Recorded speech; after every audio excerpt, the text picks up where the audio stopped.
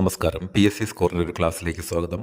ഇന്ന് വിവിധ യുദ്ധങ്ങളെക്കുറിച്ചാണ് നമ്മൾ സംസാരിക്കുന്നത്. മത്സര പരീക്ഷകളിൽ ചോദിച്ചു വരുന്ന വിവിധ യുദ്ധങ്ങളെ പറ്റിയാണ് സംസാരിക്കുന്നത്. അതിൽ ഒന്നാമത്തെ ചോദ്യം, അലക്സാണ്ടർ ഇന്ത്യ ആക്രമിച്ച വർഷം BC 326 അലക്സാണ്ടർ ഇന്ത്യ ആക്രമിച്ചത് BC 326. BC 326 ഹൈഡസ്പസ് യുദ്ധത്തിൽ ആരുടെ സേനകളാണ് ഏറ്റുമുട്ടിയത്? അലക്സാണ്ടറിൻ്റെയും പോറസിൻ്റെയും സേനകളാണ് ഹൈഡസ്പസ് യുദ്ധത്തിൽ ഏറ്റുമുട്ടിയത്. അലക്സാണ്ടർ ഇന്ത്യ ആക്രമിച്ചത് BC 326. ഹൈഡസ്പസ് യുദ്ധം നടന്നതും BC 326. ഹൈഡസ്പസ് യുദ്ധം നടന്നത് ഏത് നദിയുടെ തീരത്ത് വെച്ചാണ്? ഝലം നദിയുടെ തീരത്ത് വെച്ചാണ് ഹൈഡസ്പസ് യുദ്ധം നടന്നത്. ഝലം നദിയുടെ തീരത്ത്. അപ്പോൾ BC 326 അലക്സാണ്ടർ ഇന്ത്യ ആക്രമിക്കുന്നു. ഹൈഡസ്പസ് യുദ്ധത്തിൽ പോറസുമായി ഏറ്റുമുട്ടുന്നു.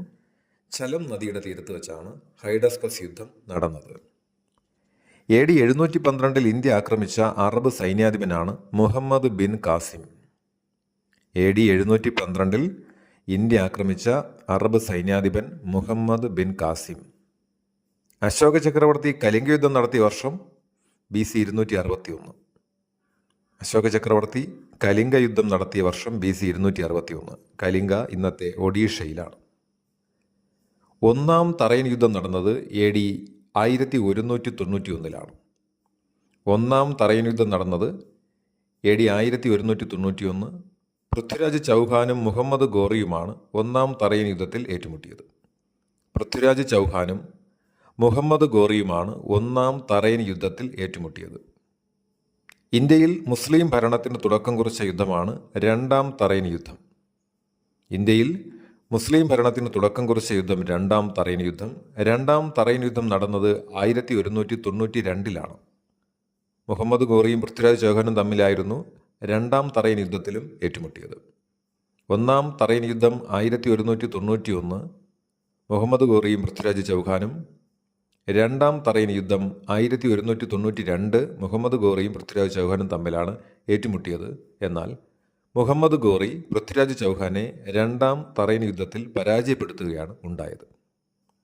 തറയൻ യുദ്ധങ്ങൾക്ക് വേദിയായ തറയൻ ഇപ്പോൾ ഹരിയാനയിലാണ്. ഇന്നത്തെ ഹരിയാനയിലാണ് തറയൻ യുദ്ധങ്ങൾക്ക് വേദിയായ തറയനുള്ളത്. 1194 ചാന്തുവാർ യുദ്ധത്തിൽ മുഹമ്മദ് ഗോറി പരാജയപ്പെടുത്തിയത് രജപുത്ര ഭരണാധികാരിയായ ജയചന്ദ്രനെയാണ്. 1194 ചാന്തുവാർ യുദ്ധത്തിൽ മുഹമ്മദ് ഗോറി പരാജയപ്പെടുത്തിയത് രജപുത്ര ഭരണാധികാരിയായ ജയചന്ദ്രനെയാണ്. ഇന്ത്യയിൽ മുഗൾ ഭരണത്തിന് അടിത്തറ പാകിയ യുദ്ധമാണ് 1526 ഒന്നാം പാനിപ്പട്ട് യുദ്ധം. ഈ പാനിപ്പട്ട് ഹരിയാനയിലാണ്. 1526 ഒന്നാം പാനിപ്പട്ട് യുദ്ധമാണ് ഇന്ത്യയിൽ മുഗൾ ഭരണത്തിന് അടിത്തറ പാകിയത്. ഒന്നാം പാനിപ്പട്ട് യുദ്ധത്തിൽ ഏറ്റുമുട്ടിയത് ബാബറും ഇബ്രാഹിം ലോധിയുമാണ്. ഒന്നാം പാനിപ്പട്ട് യുദ്ധത്തിൽ ഏറ്റുമുട്ടിയത് ബാബറും ഇബ്രാഹിം ലോധിയുമാണ്. യുദ്ധം നടന്നത് 1526. ബാബറാണ് മുഗൾ സാമ്രാജ്യം സ്ഥാപിക്കുന്നത്. ബാബർ രജപുത്രന്മാരെ പരാജയപ്പെടുത്തിയ യുദ്ധമാണ് 1527 ഖന്വ യുദ്ധം. ബാബർ രജപുത്രന്മാരെ പരാജയപ്പെടുത്തിയത് 1527 ഖന്വ യുദ്ധത്തിലാണ്. ബംഗാളിലെയും ബീഹാറിലെയും അഫ്ഗാൻകാരെ ബാബർ പരാജയപ്പെടുത്തിയ യുദ്ധമാണ് 1529 ഖോഗ്ര യുദ്ധം. അപ്പോൾ ബാബർ മുഗൾ സാമ്രാജ്യം സ്ഥാപിക്കുന്നതിന് കാരണമായത് 1526 ഒന്നാം പാനിപ്പട്ട് യുദ്ധം. ഏറ്റുമുട്ടിയത് ഇബ്രാഹിം ലോധിയുമായിട്ടാണ്. ബാബർ രജപുത്രന്മാരെ പരാജയപ്പെടുത്തിയത് 1527 ഖന്വ യുദ്ധത്തിലാണ്. ബംഗാളിലെയും ബീഹാറിലെയും അഫ്ഗാൻകാരെ ബാബർ പരാജയപ്പെടുത്തിയത് 1529 ഖോഗ്ര യുദ്ധത്തിലാണ്. മുഗൾ രാജാവായ ഹുമയൂണിനെ ഷെർഷാ സൂരി പരാജയപ്പെടുത്തിയതാണ് 1539 ചൗസ യുദ്ധം. ചൗസ യുദ്ധം 1539. ചൗസ യുദ്ധത്തിൽ ഏറ്റുമുട്ടിയത് ഹുമയൂണും ഷെർഷയുമാണ്. മുഗൾ രാജാവായ ഹുമയൂണിനെ ഷെർഷ പരാജയപ്പെടുത്തിയത് ചൗസ യുദ്ധത്തിലാണ്. ഷെർഷ ഹുമയൂണിനെ രണ്ടാമതും പരാജയപ്പെടുത്തുകയുണ്ടായി. അത് 1540 കനൗജ് യുദ്ധത്തിലാണ്. ഷെർഷയും ഹുമയൂണും തമ്മിൽ അടുത്തടുത്ത വർഷങ്ങളിൽ യുദ്ധം സംഭവിച്ചിട്ടുണ്ട്. 1539 ചൗസ യുദ്ധം, 1540 കനൗജ് യുദ്ധം. ഇന്ത്യയിലെ മുഗൾ ഭരണം പുനഃസ്ഥാപിക്കാൻ കാരണമായത് 1556 രണ്ടാം പാനിപ്പട്ട് യുദ്ധമാണ്. ഇന്ത്യയിൽ മുഗൾ ഭരണം സ്ഥാപിക്കുന്നതിന് കാരണമായത് 1526 ഒന്നാം പാനിപ്പട്ട് യുദ്ധവും മുഗൾ ഭരണം പുനഃസ്ഥാപിക്കാൻ കാരണമായത് 1556 രണ്ടാം പാനിപ്പട്ട് യുദ്ധമാണ്. രണ്ടാം പാനിപ്പട്ട് യുദ്ധത്തിൽ ഏറ്റുമുട്ടിയവർ അക്ബറും ഹെമുവുമാണ്. രണ്ടാം പാനിപ്പട്ട് യുദ്ധത്തിൽ അക്ബറിനെതിരെ അഫ്ഗാൻ സൈന്യത്തെ നയിച്ച സേനാ നായകനാണ് ഹെമു. അക്ബറിന്റെ സൈന്യം മേവാറിലെ രജപുത്രന്മാരെ പരാജയപ്പെടുത്തിയ യുദ്ധമാണ് 1576 ഹാൽഡി ഘട്ട് യുദ്ധം. 1576 ഹാൽഡി ഘട്ട് യുദ്ധത്തിൽ അക്ബറിന്റെ സൈന്യം മേവാറിലെ രജപുത്രന്മാരെ പരാജയപ്പെടുത്തി. ഹാൽഡിഘട്ട് യുദ്ധത്തിൽ മുഗൾ സൈന്യത്തെ നയിച്ചത് രാജ മാൻസിംഗ്. ഹാൽഡിഘട്ട് യുദ്ധത്തിൽ മുഗൾ സൈന്യത്തെ നയിച്ചത് രാജ മാൻസിംഗ് ആണ്.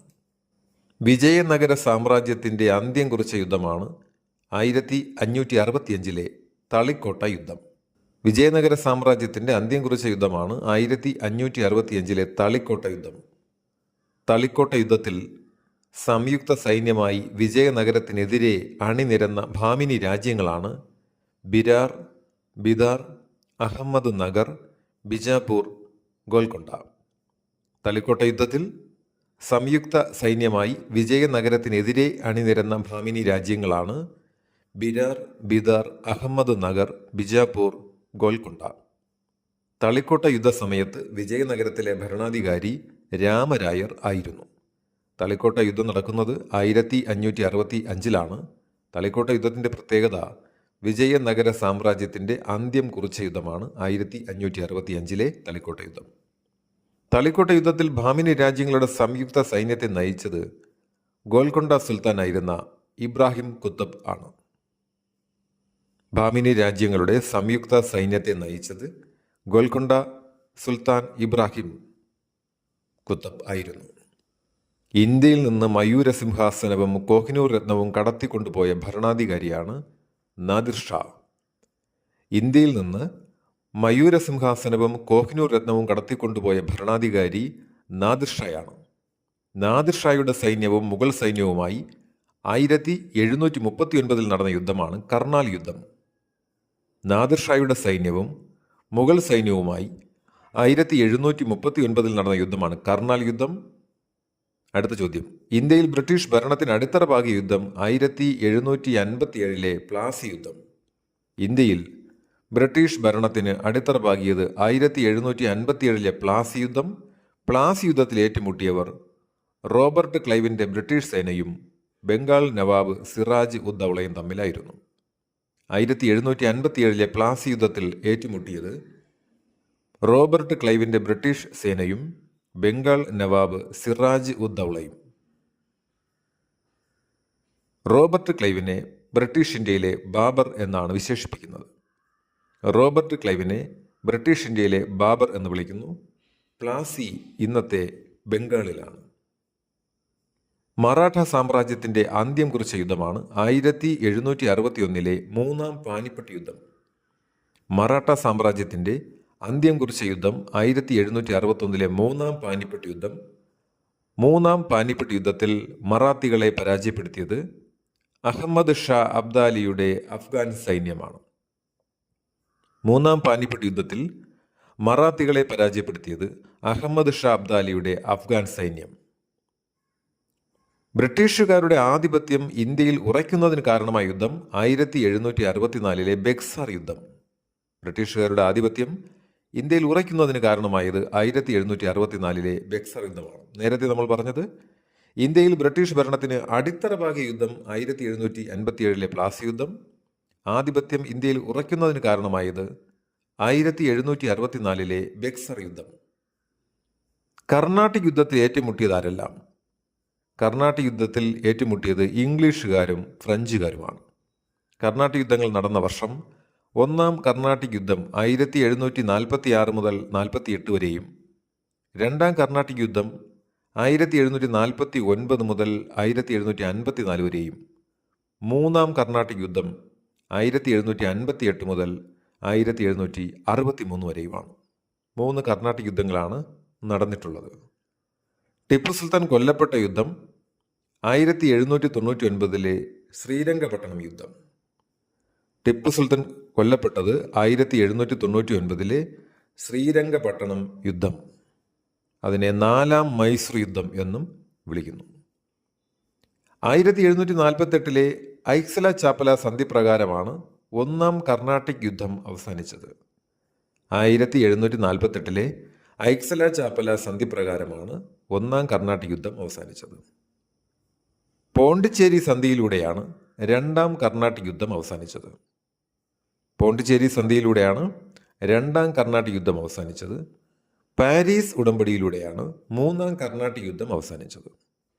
പാരീസ് ഉടമ്പടിയിലൂടെയാണ് 3-ാം കർണാട്ടിക് യുദ്ധം അവസാനിച്ചത്. 3-ാം ആംഗ്ലോ മൈസൂർ യുദ്ധം അവസാനിപ്പിച്ച ഉടമ്പടിയാണ് 1792 ശ്രീരംഗപട്ടണം സന്ധി. 3-ാം ആംഗ്ലോ മൈസൂർ യുദ്ധം അവസാനിപ്പിച്ച ഉടമ്പടി 1792 ശ്രീരംഗപട്ടണം സന്ധി. Thank you.